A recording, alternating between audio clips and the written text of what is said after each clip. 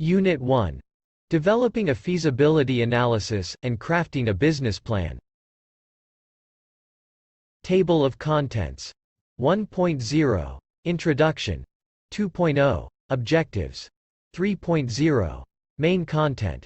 3.1. Conducting a feasibility analysis and crafting a winning business plan. 3.1.1. The meaning of a feasibility study. 3.1.2. The purpose of a feasibility study. 3.1.3. The problems of writing a feasibility report. 3.2. What is a business plan? 3.2.1. Why the entrepreneur needs a business plan. 3.2.2. The structure of a typical business plan.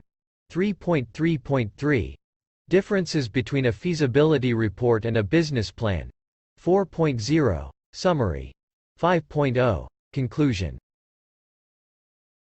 Connect with me via WhatsApp, +234 703 247 4726, to get more interesting videos. Please, to support our ministry, remember to like the video, and also find it in your heart to subscribe to our YouTube channel and then gently tap the bell to turn on the notification, so as not to miss out on the next videos. 1.0.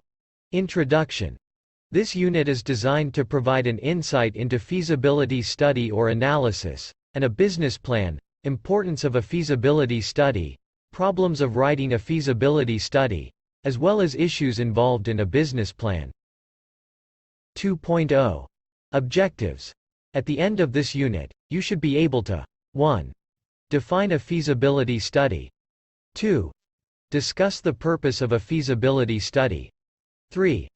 Identify problems of writing a feasibility study. 4. The meaning of a business plan. 5. Benefits of drawing up a business plan. 6. Structure of a typical business plan. 7.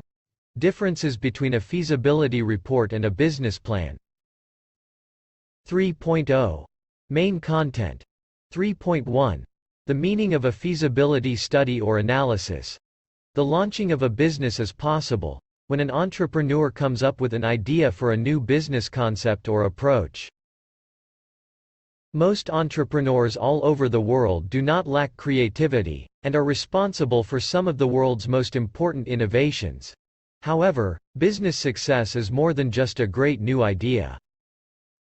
Once entrepreneurs develop an idea for a business, the next step is to subject it to a feasibility analysis or study, to determine whether they can transform the idea into a viable business.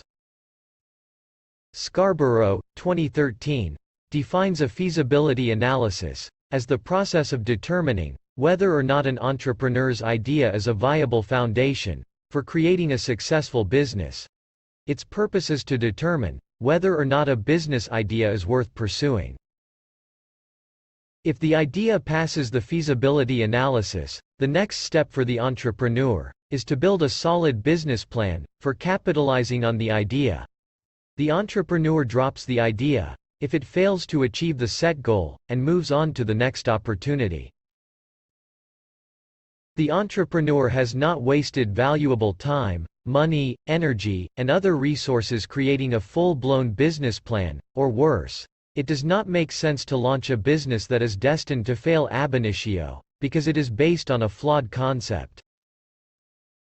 Most importantly, a feasibility study does not guarantee an idea's success, but conducting a study reduces the probability that entrepreneurs will waste their time pursuing fruitless business ventures. In order to corroborate the above definition, Inigbenabor, 2006, defines a feasibility study as the process by which an entrepreneur investigates the potential outcome of a project. It may also be seen as the process of checking out the workability and profitability of the proposed business. Rather than depend on trial and error, the entrepreneur painstakingly collects, summarizes, and analyzes data on the different aspects of the business, in order to decide objectively whether or not to commit funds to the project. The pains and agony of failure of any business may be avoided by subjecting the business idea to systematic analysis. The usefulness of feasibility study can only be appreciated if the techniques of data collection and analysis are objective, valid, and reliable. A feasibility report is a document that outlines the various aspects of the study and the conclusions arrived at. For a feasibility report to be useful, it must be properly organized to convey the needed information in a lucid but simple manner. 3.2.1 The purpose of a feasibility study. A feasibility study may be used to achieve the following objectives or purposes. 1. It helps to determine the profitability level of the project. Most entrepreneurs want to find out if the project will be worth the effort, so as to avoid waste of time and resources. 2.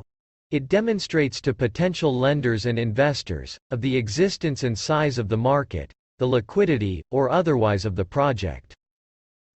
By liquidity, we mean the tendency of the project to generate enough cash to repay the loan and interest.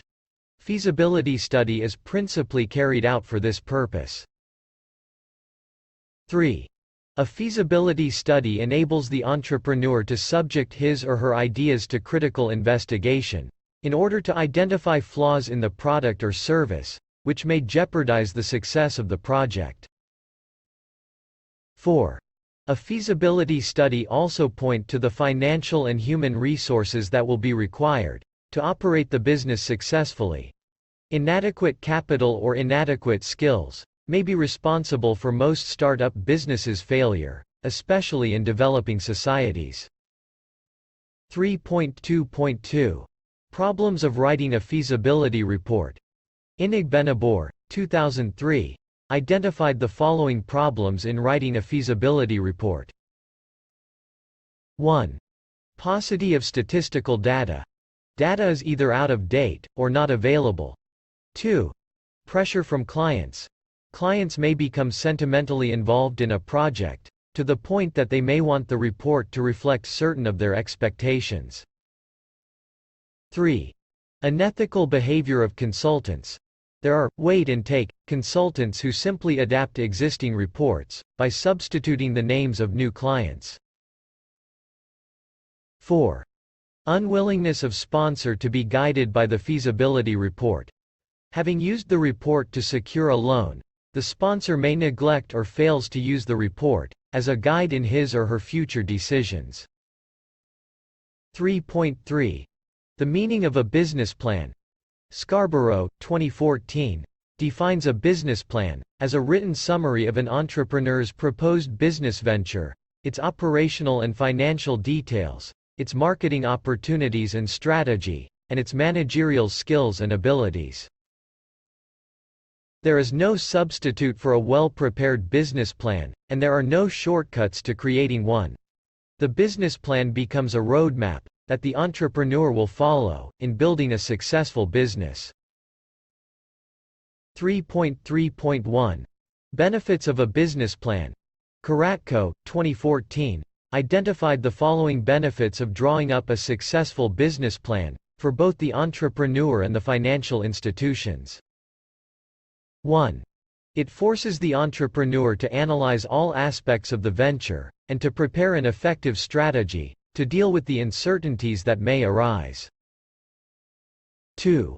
The time, effort, research, and discipline needed to put together a formal business plan force the entrepreneur to view the business critically and objectively.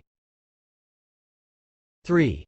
The business plan quantifies objectives, providing measurable benchmarks for comparing forecasts with actual results. 4. The completed business plan provides the entrepreneur with a communication tool for outside financial institutions, as well as an operational tool for guiding the business toward success.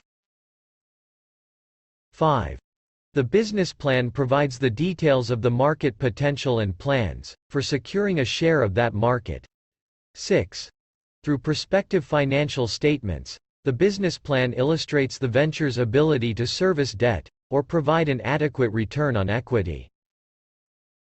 7. The plan identifies critical risks and crucial events, with a discussion of contingency plans that provide opportunity for the venture's success. 8. By providing a comprehensive overview of the entire operation, the business plan gives financial sources a clear, concise document that contains the necessary information for a thorough business and financial evaluation. 3.3.2. Contents of a typical business plan. There is no rigid rule as to what a business plan should contain. The type of business, and the audience the entrepreneur has in mind in preparing it, may determine the business plan format that is adopted. Generally, a business plan contain the following. Mason and Sanyat, 2012, identified 9 items to be included in the contents of a typical business plan. They are: 1. Executive summary. This is the opening chapter of the plan. It usually contains 1 to 3 pages in length, and highlights all the key points of the plan, in a way that captivates the reader's interest. It is the unique value proposition and business model that really matters. 2. Company description. This short section describes the company's business, location and site, strategy, structure and form of organization. It provides a summary of its goals and plans for the next 5 years, as well as the company's capabilities. 3. Products and service bus. This explains what products or services the company will sell. It also discusses why customers will want the products or services, what problems the product or service will solve, and what benefits they will deliver, and how much customers are likely to pay for them. 4. Market analysis. This section discusses the need, or demand for the product, who the target customers will be, and why the customers will buy the product. This section also includes a discussion of the company's competitors or potential competitors, and why the product or service will have a competitive advantage over similar offerings from competitors. It also addresses the barriers to entry in this market that may prevent the entry of new competitors, such as high capital costs, difficulty in reaching customers, or persuading them to switch loyalties, hard to get employee skills, etc. 5. Proprietary position. This section discusses whether the business enterprise will rely on patents, or licenses to patents. This section tells us how these patents will contribute to the company's competitive position, and assesses whether other patents, that is, competitors or otherwise, might limit the company's ability to market its products. If similar products don't already exist, it discusses the alternative means by which customers are likely to meet the needs the product addresses. 6. Marketing and sales plan.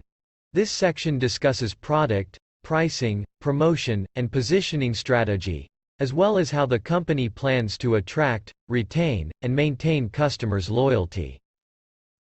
7. Management team.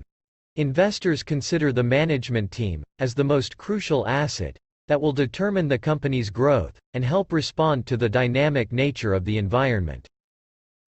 It is on this premise that this section describes the members of the management team in terms of their names, qualifications, age, experience, and position of members of the management team, including the entrepreneur.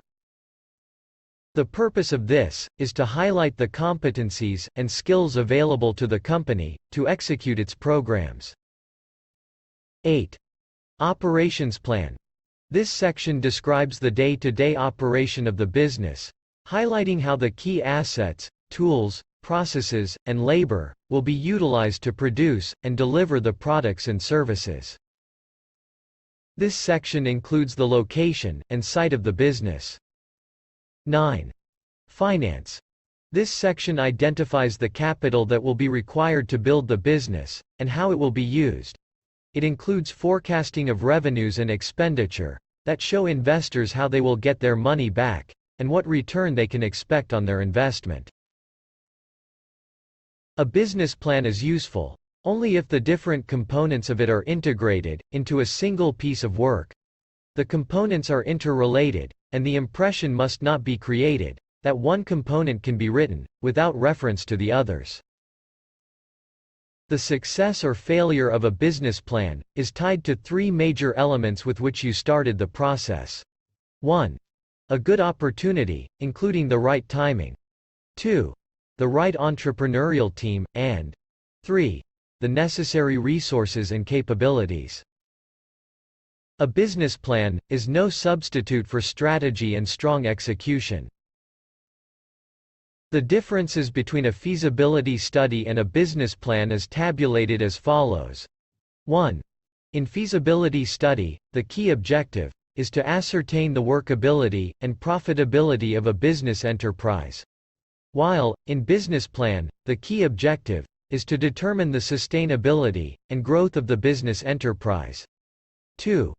Under feasibility study, it is carried out before a final decision is made, to committing resources to the project, while, under business plan, it is developed only after it has been ascertained that a business opportunity exists.